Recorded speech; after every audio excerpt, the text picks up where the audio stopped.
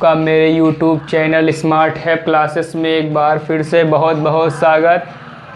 आज मैंने आप लोगों से वादा किया था कि मैं आप लोगों के लिए जल्द ही फर्स्ट ईयर और इंटर के मैथ के वीडियो प्रोवाइड कराऊंगा। आज मैंने अपना वादा पूरा कर दिया है इस वीडियो में स्टार्ट करके, और ये वीडियो और इसके बाद के जितने भी मैथ के वीडियो होंगे सारे वीडियो आपको इसी चैनल पर मिलेंगे। उसकी प्लेलिस्ट आपको अलग मिलेगी, फर्स्ट ईयर के भी हैं और इंटर के भी। तो सबसे पहले मैं इस वीडियो में फर्स्ट ईयर की बात करने वाला हूं और स्टार्टिंग से चैप्टर शुरू करूंगा, कहीं बीच से नहीं। स्टार्टिंग से चैप्टर रहेंगे और बिल्कुल सीरियल वाइज हर चैप्टर का हर टॉपिक सीरियल में रहेगा।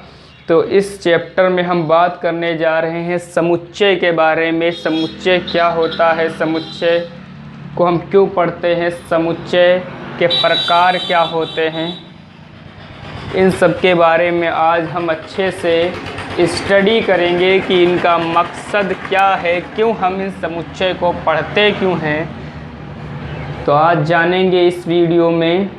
तो हम बात करते हैं समुच्चय के बारे में। तो वीडियो शुरू करने से पहले वीडियो को लाइक कर दीजिए, शेयर कर दीजिए और सब्सक्राइब कर दीजिए, ताकि हमारा मोटिवेशन हो और आपको अच्छे से अच्छा पढ़ाने की कोशिश करें, अच्छे से अच्छा समझाने की कोशिश करें। तो समुच्चय होता क्या है जानते हैं। बहुत सी संसार में वस्तुएं प्रेजेंट हैं, कुछ वास्तविक हैं, कुछ काल्पनिक हैं। तो वास्तविक जितनी भी वस्तुएं हैं जिनके अंदर रियलिटी होनी चाहिए, जिनमें वेरिएशन नहीं होना चाहिए, मतलब जिसमें पार्ट स्टेप टू स्टेप परिवर्तन ना हो, ठीक है, उन सब का जो कॉम्बिनेशन होगा, जो उनका सबका संग्रह होगा, वही हमारा समुच्चय कहलाएगा। मतलब अगर सब सही भाषा में कहें तो वस्तुओं का सुस्पष्ट समूह समुच्चय कहलाता है। तो इसी परिभाषा बस लिख लीजिए कि वस्तुओं का सुस्पष्ट मतलब अच्छी तरीके से सुस्पष्ट समूह समुच्चय कहलाता है। ठीक है, ये तो एक प्रकार से हल्की डिफिनीशन हो गई, लेकिन समझना हमको है समुच्चय है क्या। समुच्चय पढ़ने से पहले एक चीज़ आप क्लियरिटी कर लीजिए कि इसमें कुछ सिंबल्स होते हैं, उनको समझना बहुत ज़रूरी। जो प्रतीक इसमें यूज होते हैं डिफ़ाइन करने के लिए, उनको समझते हैं। तो समुच्चय को प्रदर्शित या विभिन्न प्रतीक देखते हैं। समुच्चय के विभिन्न प्रतीक कैसे लिखे जाते हैं। समुच्चय के विभिन्न प्रतीक जानने से पहले एक चीज़ जान लीजिए कि कोई भी समुच्चय जो होता है उसकी कंडीशन क्या क्या होती हैं। जैसे एक दो एग्जांपल लिख लेते हैं पहले। एग्जांपल में जैसे अंग्रेजी वर्णमाला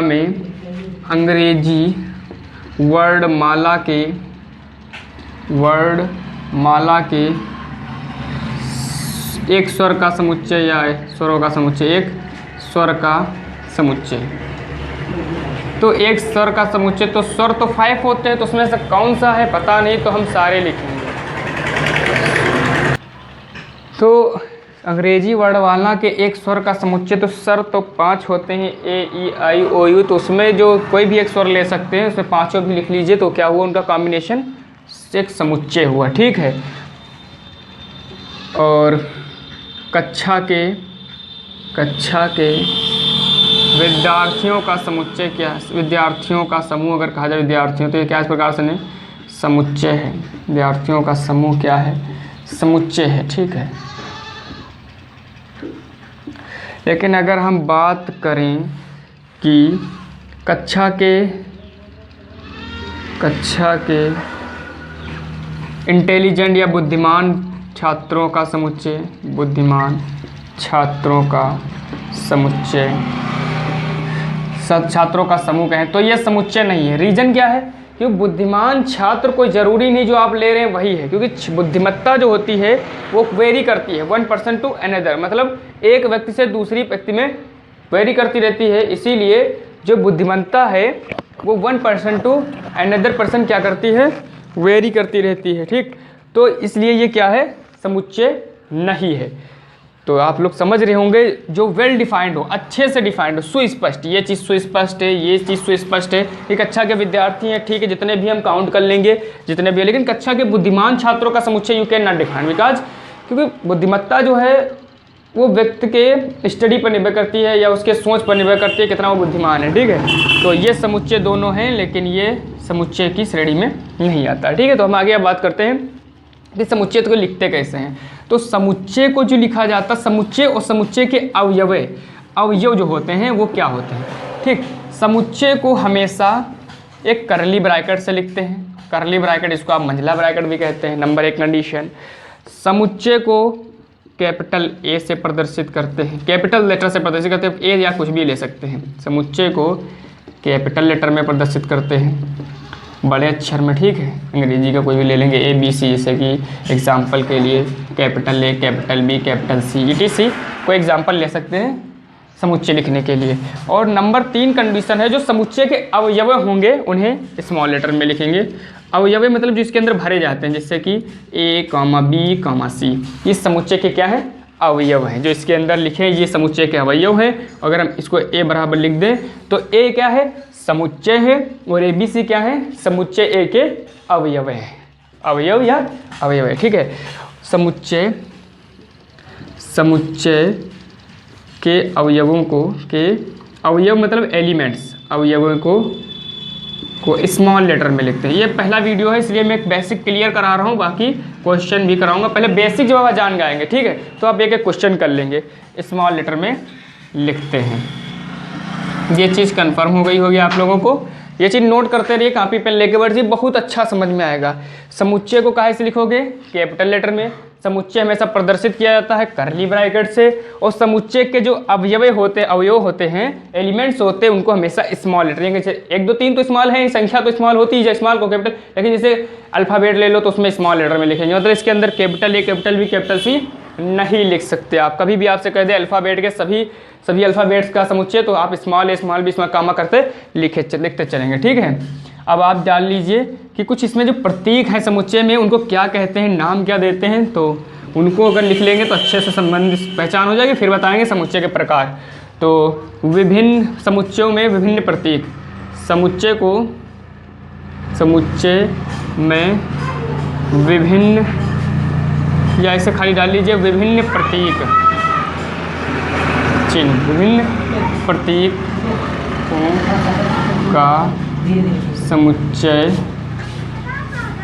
निरूपण, या समुच्चय निरूपण के लिए विभिन्न प्रतीक, ऐसे डाल लीजिए, समुच्चय निरूपण के लिए मतलब समुच्चय को प्रदर्शित करने प्रतीक कौन कौन से होते हैं, जरा समझ लीजिए।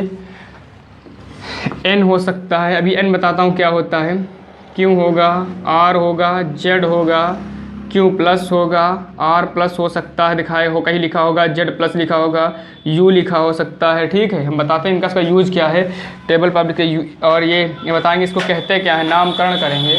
और ये लिखा मिलेगा आपको ये भी लिखा मिलेगा, ठीक है, आपको ये लिखा मिलेगा अभी समुच्चय के अंदर, जो इसको मतलब क्या होता है हम बताते हैं, अभी आपको क्लियरिटी कराते हैं। और आपको ये भी मिलेगा और ये भी मिलेगा, कुछ इतने सिंबल्स यूज होंगे इस समुच्चय चैप्टर में। कैपिटल N का मतलब है नेचुरल नंबर्स का समुच्चय, नेचुरल N का मतलब नेचुरल, यानी कह सकते हो प्राकृत संख्याओं का समुच्चय। जो कैपिटल N से कहीं जो लिखा जाएगा, जो प्राकृतिक संख्याओं का जो समुच्चय लिखा जाएगा, वो कहाँ से लिखा जाएगा, कैपिटल N से। N मतलब नेचुरल नंबर।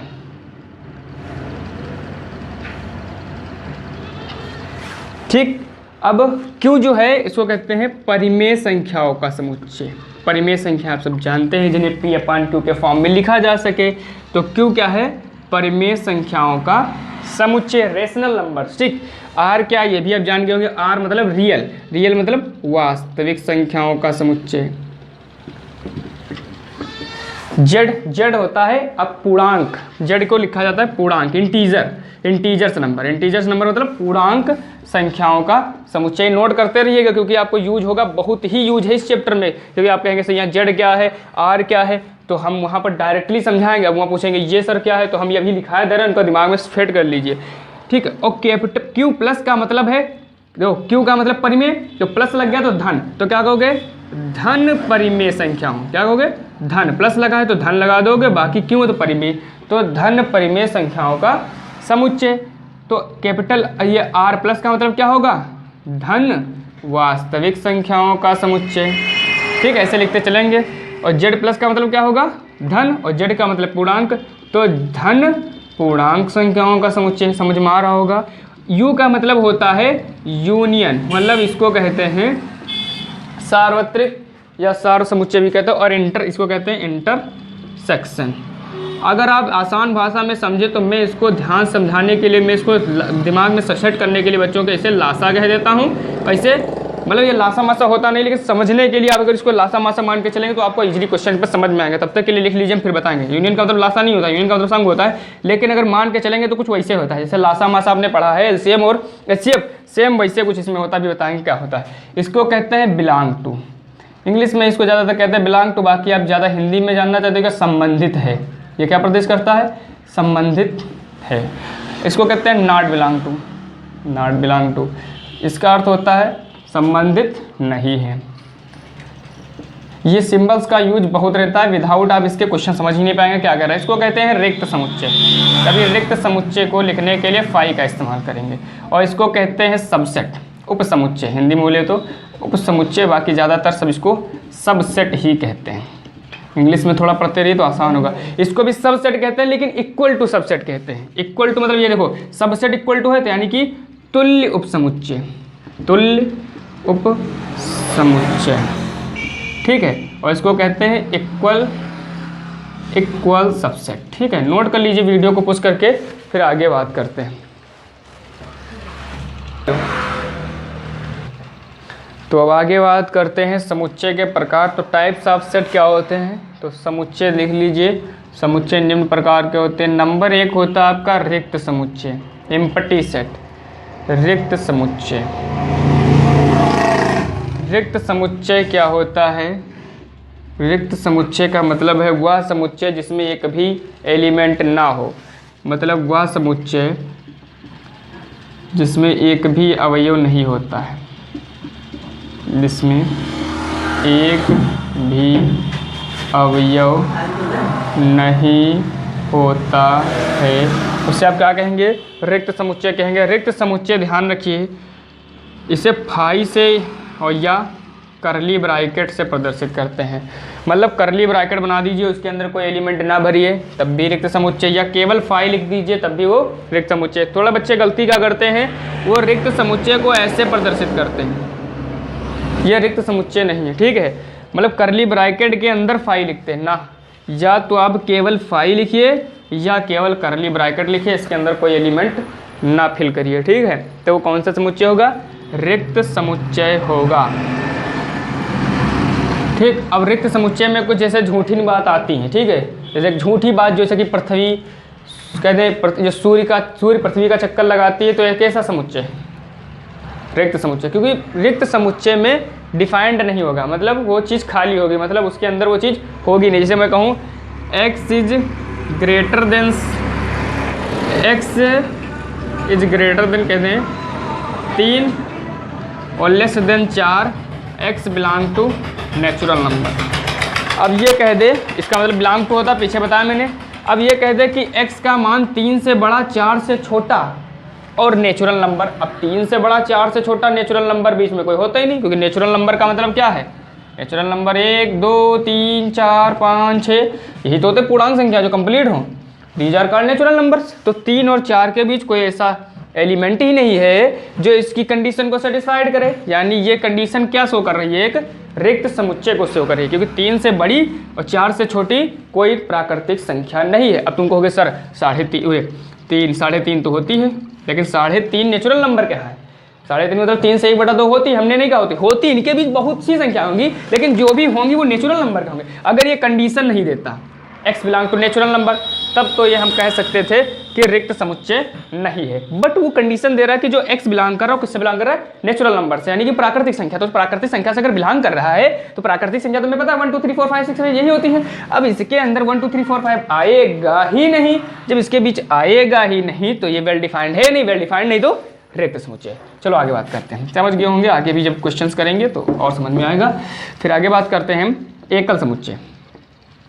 एकल समुच्चय की परिभाषा आप लोग समझ ही गए होंगे, कुछ जोड़ना नहीं है। बस वह समुच्चय जिसमें एक भी की जगह पर नहीं एक अवयव होता है, मतलब जहाँ आपने एक लिखा है एक भी नहीं लिखा है वहाँ क्या कर देंगे एक समुच्चय हो, मतलब केवल एक अवयव हो तो उसको क्या कहोगे एकल। एकल का मतलब ही होता है एकल एक समुच्चय वाला, मतलब एक अवयव वाला, ठीक। सिंगलेट सेट तो वह समुच्चय जिसमें एक अवयव होता है उसे क्या कहोगे एकल समुच्चय कहोगे। एग्जाम्पल के लिए जैसे a बराबर मान लो a, इसमें एक समुच्चय है, या b बराबर आ जाए जनवरी, ये भी क्या है एक ही बार है।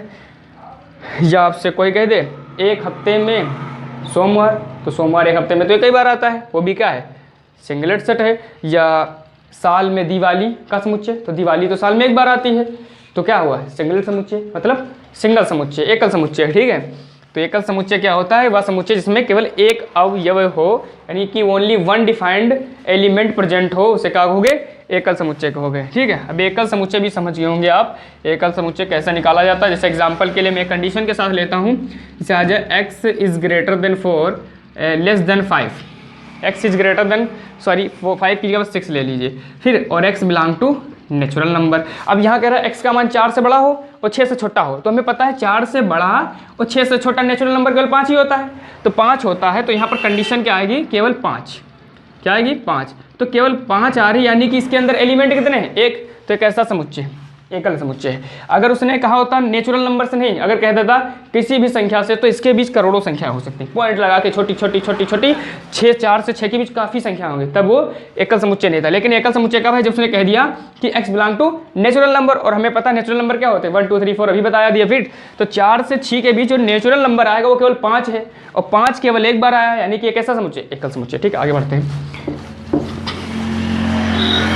एकल के बाद हम करते हैं परिमित समुच्चय, जो डेफिनिट होता है। डेफिनिट सेट देखो क्या होता है, परिमित समुच्चय तो कुछ नहीं, वह समुच्चय जिसमें अवयवों की संख्या, जिसमें अवयवों की संख्या निश्चित हो, अवयवों की जो संख्या है वो क्या हो निश्चित हो, मतलब डिफाइन हो, अच्छे से पता हो, निश्चित हो, उसे आप क्या कहेंगे परिमित समुच्चय कहेंगे कि हाँ ये वेल डिफाइंड, इतने इसके अंदर एलिमेंट होंगे, हम उसे काउंट कर सकते हैं, ठीक है। तो परिमित या निश्चित समुच्चय होता है, डेफिनिट समुच्चय होता है। एग्जाम्पल के लिए जैसे 1 = 1 2 3 4 5 6 7, अब इनको तो हम गिन सकते हैं कि 7 तक है, तो दिस इज डेफिनेट सेट। लेकिन अगर आ जाए a = 1 2 3 4 dot dot dot not defined, because natural number आप कहाँ तक गिनेंगे, n तक होते हैं, गिन पाएंगे नहीं गिन सकते, you can not defined it, क्योंकि गिनते गिनते आपका बूढ़े हो जाएंगे, बट इसको डिफाइन नहीं कर पाएंगे, तो ये परिमित समुच्चय नहीं है, ये परिमित समुच्चय है, ठीक है। ऐसे अगर हम एक और कंडीशन के साथ देखें, तो कंडीशन के साथ क्या देख सकते हैं, ऐसे आ जाए x इज ग्रेटर देन 1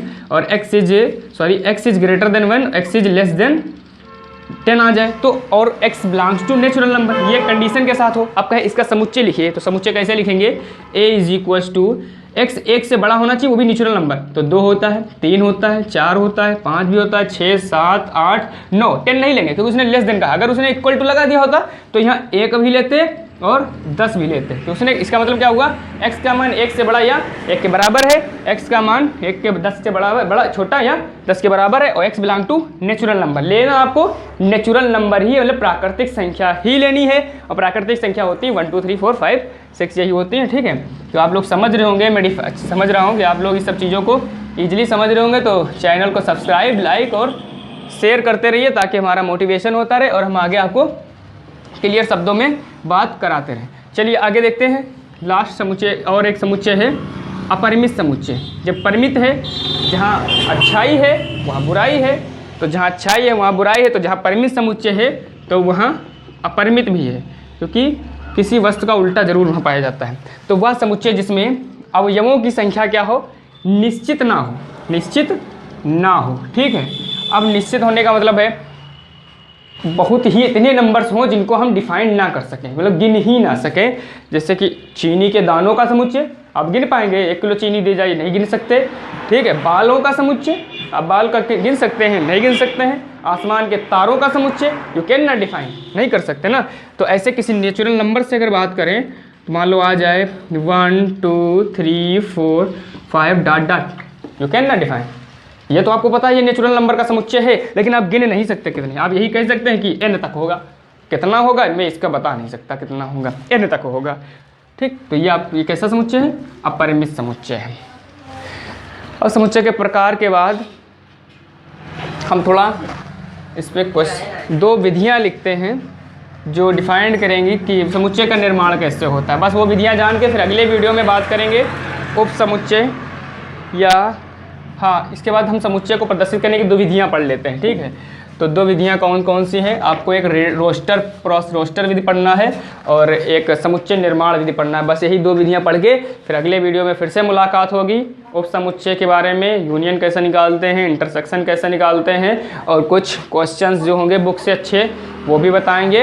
बाकी मैं कॉन्सेप्ट आपको इस वीडियो के माध्यम से, देखो क्वेश्चन करने से अच्छा है कॉन्सेप्ट क्लियर करना। मैं चाहूँ तो कहो पूरी किताब आपको लगवा दूँ, लेकिन उसका कोई मतलब नहीं निकलेगा, क्योंकि पूरी किताब लगवाने से अगर आपके माइंड में एक क्वेश्चन ना बैठे तो मेरे पढ़ाने से कोई फ़ायदा नहीं है। तो मैं आपको कॉन्सेप्ट बता रहा हूँ, जितने भी क्वेश्चन आप एक्सरसाइज के हैं, अभी वीडियो देखने के बाद जब आपको कॉन्सेप्ट क्लियर हो जाए तो आप बुक खोलिए और एक्सरसाइज के क्वेश्चन करना स्टार्ट कीजिए। मैं दावा करता हूँ 95% से ऊपर क्वेश्चन आपके सॉल्व हो जाएंगे जो मैंने कॉन्सेप्ट में बताया, अगर आप उसको माइंड में बैठा कर चलेंगे। क्योंकि वहाँ क्वेश्चन ऐसे होंगे कि ये समुच्चय कैसा होगा, रिक्त होगा, एकल होगा, परिमित होगा या अपरिमित होगा। तो ये डिफाइंड करने के लिए आपको ऐसे ही क्वेश्चन पहली एक्सरसाइज में मिलेंगे। तो इसके लिए अब मैं खाली इतना आपको बता देता हूँ, समुच्चय निर्माण की विधियाँ जल्दी से देख लीजिए। समुच्चय निर्माण की विधियाँ, ठीक है। तो समुच्चय निर्माण की 2 विधियाँ आपको पढ़ना है फर्स्ट ईयर लेवल पे। नंबर 1 पढ़ना है रोस्टर विधि, रोस्टर विधि पढ़ना है, रोस्टर फॉर्म, और आपको पढ़ना है समुच्चय निर्माण विधि, सेट बिल्डर फॉर्म। समुच्चय निर्माण विधि अगर आपको सही भाषा में, आसान भाषा में समझाएं तो बिल्कुल आप दिमाग में ये सेट कर लीजिए, इसमें जो भी एलिमेंट होंगे वो कंडीशन के साथ नहीं होंगे, ओपन तरीके से होंगे। ओपन तरीके का मतलब जैसे 1 2 3 डॉट डॉट, ये समुच्चय या आपकी ओस्टर विधि। लेकिन इस विधि में होता क्या है, क्वेश्चन कंडीशन के साथ डिफाइन होता है। कंडीशन दी होगी, जैसे कंडीशन क्या दी होगी, जैसे दिया होगा x सच दैट, इसको सच दैट पढ़ते हैं x, अब कहेगा x belong to natural number. देखिए आंसर दोनों के सेम हैं, आप इसको हल करेंगे तो ये बना सकते हैं, इसको हल करके ये बना सकते हैं। आंसर दोनों के सेम होंगे, लेकिन इसको लिखने का तरीका, इसका लिखने का तरीका, इसने कम शब्दों में बड़ी बात कही है, जबकि इसने ज़्यादा शब्दों में वही बात कही है, बस इतना अंतर है। अब तुम ध्यान से अगर देखो तो ये क्या कह रहा है, ये यही तो कह रहा है कि a बराबर नेचुरल नंबर का समुच्चय, ये क्या है 1 2 3 4 5 6 क्या होते हैं, प्राकृतिक संख्याएं होती हैं, तो ये प्राकृतिक संख्याओं का समुच्चय है। लेकिन अगर मैं बात करूं यहाँ तो ध्यान से अगर देखोगे तो ये भी यही कह रहा है कि x किससे बिलोंग कर रहा है, नेचुरल नंबर से। तो जब x नेचुरल नंबर से बिलोंग कर रहा है तो इसकी रोस्टर विधि क्या होगी, जितने नेचुरल नंबर है लिख दो 1 2 3 4 5 डॉट डॉट। देख लीजिए कोई आंसर में फ़र्क, आंसर में कोई फ़र्क नहीं है। घर तक जाने के 2 रास्ते हैं, एक रोस्टर रास्ता, एक समुच्चय निर्माण रास्ता। आप कौन रास्ते से जाते हैं ये डिफाइन करता है, आंसर दोनों का सेम होता है। बस ये पेपर में कह देता है कि समुच्चय रोस्टर विधि को कहेगा समुच्चय निर्माण विधि में बदलो, और समुच्चय निर्माण विधि को कहेगा रोस्टर विधि में बदलो। अगर ऐसी कंडीशन लिखी हो, मान लो ये तो आपको लग ही रहे नेचुरल नंबर्स हैं, अगर ही मैं स्क्वायर लगा दूँ, स्क्वायर यहाँ लगा दूँ, तो आपको कुछ नहीं करना है। अगर इसको समुच्चय निर्माण विधि में बदलना हो तो क्या लिखोगे, x सच दैट x। अब यहाँ सबको एक बार स्क्वायर है, मतलब है नेचुरल नंबर लेकिन स्क्वायर आ रहा है, तो स्क्वायर आ रहा है यानी हम यहाँ लिख सकते हैं कि कोई भी अगर लिखना चाहिए तो यहाँ आप क्या लिख सकते हैं, जो x है वो की के फॉर्म या n स्क्वायर। x क्या है, x बराबर क्या है n स्क्वायर, x बराबर क्या है n स्क्वायर। अब या स्मॉल n जो है, स्मॉल n स्क्वायर है कंडीशन मान लो n स्क्वायर की, तो स्मॉल n किससे बिलोंग कर रहा है, आप यही लिखेंगे कोई जरूरी नहीं जैसे मैं लिख रहा हूँ, आप एक्स स्क्वायर भी लिख सकते हैं। इसको एक्स स्क्वायर लिखेंगे अगर जो, तो आप यहाँ क्या लिखेंगे, x belong to natural number. अब एक्स स्क्वायर एक्स या 1 रखेंगे तो 1 स्क्वायर 2 रखेंगे, 2 स्क्वायर 3 रखेंगे, 3 स्क्वायर। तो ये रोस्टर विधि से मैंने इसको कन्वर्ट किया समुच्चय निर्माण विधि में। अगर इस समुच्चय निर्माण विधि से हमें रोस्टर विधि बनाना हो तो ए बराबर क्या आ जाएगा, जहाँ जहाँ एक्स है पहले वहाँ 1 रखो, तो एक्स या 1 रखोगे 1 स्क्वायर, एक्स या 2 रखोगे 2 स्क्वायर, एक्स या 3 रखोगे 3 स्क्वायर। आप ध्यान से देखिए, जो चीज़ ये है वही चीज़ ये है। मतलब रोस्टर से समुच्चय निर्माण विधि और समुच्चय निर्माण विधि से रोस्टर निर्माण विधि बनाई जा सकती है।